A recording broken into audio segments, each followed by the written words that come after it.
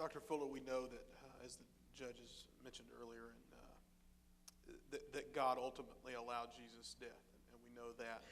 But can you talk, after viewing this clip, just a little bit about what Jesus went through physically that caused his death? When we think about crucifixion, the first thing you have to remember is that there is a scourging that precedes this crucifixion.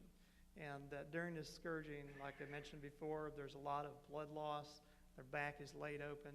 And when they're affixed to the cross, their clothes are ripped off, and they're laid bare-backed up against this wooden post, which is very rough, and it's going to reopen all of those wounds.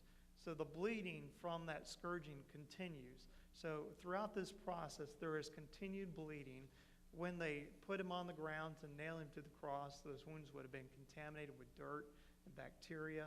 So the longer that you stay on there, the chances of developing infection, which could lead to sepsis and further shock, also can contribute. So we can see that volume loss, hypovolemic shock, is one of the major contributing factors.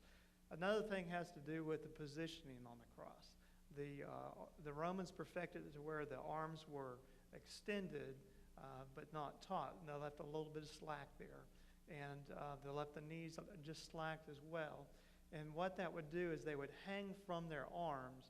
It would cause the rib cage to be kind of brought into a inspiratory phase and kind of held in that inspiratory phase, so that the traction of the arms and the chest upon the rib cage would kind of compete against the muscles that were trying to force the rib cage to contract so that you could exhale. So as you breathe right now, you can feel that when you take a breath in, your ribs expand, and when you breathe out, your ribs kind of collapse and they come closer together. Well, when you're crucified hanging on a cross, you're unable to fully exhale. And what this does is it causes you to have a problem with the gas exchange in the lungs. Whenever you don't have a full exhalation, you start to trap the gas in your lungs, and carbon dioxide starts to build up. As carbon dioxide builds up, that has several effects on the body. One, it causes the body to become more cramped. And so you start to experience some cramping and some tetany, where the muscles want to kind of seize and not let go. They want to tighten up and not let go. This would also affect the breathing even further. It would also lead to further fatigue. And if you wanted to get a full exhalation upon the cross, what you had to do was you had to push up with your legs on those tarsal bones and upon the injured deep peroneal nerve. And you had to pull up with your wrist and put all the pressure upon the carpal bones and the severed nerve in your wrist. And it was extremely painful if you wanted to try to get out a full breath. So as time went on, you basically died of what they call exhaustive asphyxiation. You were unable to get adequate gas exchange. Carbon dioxide would build up, and eventually oxygen exchange would be kind of hindered as well. And so you ended up with a combination of hypoxia, hypercarbia, and hypovolemia. Now, we know from modern resuscitation that when you enter that type of state, that it's very easy to go into an arrhythmia. And oftentimes in children, I'm an expert in children's resuscitation. I taught it for years. I taught people how to teach it for years. I taught people how to teach the courses for years. And the leading cause of any kind of arrhythmia in a child is hypoxia. But another one of the major contributing factors is hypovolemia. And when you get both of those going down together, as you would in a state of crucifixion, then what it usually leads up to is an arrhythmia that's usually a bradyarrhythmia, where like you get bradycardia, you get pulseless electrical activity of the heart, or you just get flat asystole, where the heart just stops.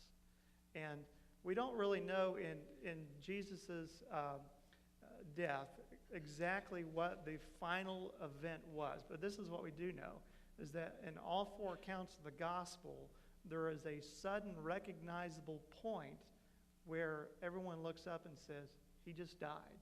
So what that's interpreted as in the medical literature is that it was likely that he suffered some sort of catastrophic event at some point in time that took his life.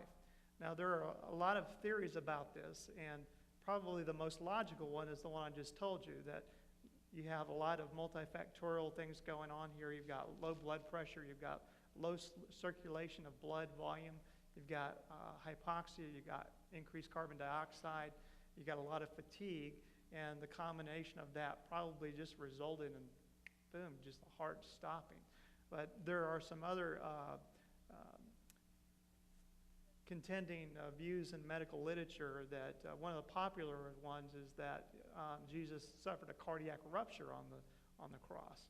And this is an event that happens, we see sometimes in extreme trauma, which he would have suffered, in which you also enter not only a state of hypoxia and hypovolemia, but it affects your coagulation. And so you can get blood clots that may form on the valves, possibly the aortic valve or the mitral valve. And as these break off, they could possibly enter a coronary artery, obstructing the coronary artery that feeds the front of the heart and the left ventricle.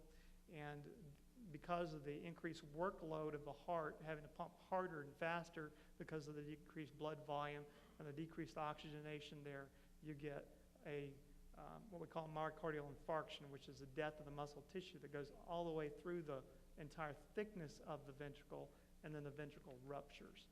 And we know from doing stress echocardiograms on people that people can suffer a what we call an anterior wall myocardial rupture during a stress echocardiogram when we stress the heart to a certain point. So it is possible that that happened, although no one knows for sure.